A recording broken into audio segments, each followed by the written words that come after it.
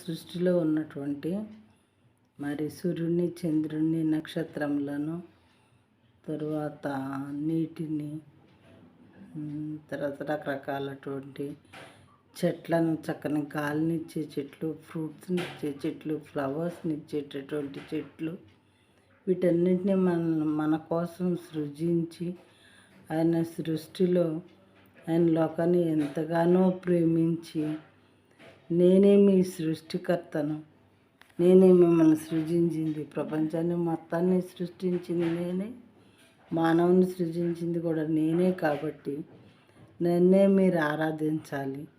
నేను సృష్టించినటువంటి సృష్టిలోని వస్తువులైనటువంటి చెట్టు పుట్టలను ఇలాంటి వాటిని మీరు ఆరాధించకూడదు అని చెప్తే, మరి మనం మనకిష్టమైనటువంటి వాటిని చేసుకొని వాటన్నిటిని ఆరాధించడం ఎంతవరకు కరెక్ట్ మనమే ఆలోచించుకోవాలి. నిజదేవుని మన కంఠంలో ప్రాణం ఉండగానే తెలుసుకోకపోతే మరి మనకు పరలోక రాజ్యం అనేది ఉండదు.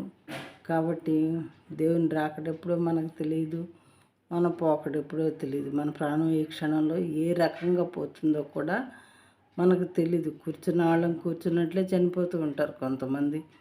కాబట్టి దేవుని అంగీకరించి ఆయన ప్రేమకు పాత్రలు అవ్వటం అనేది చాలా అవసరం.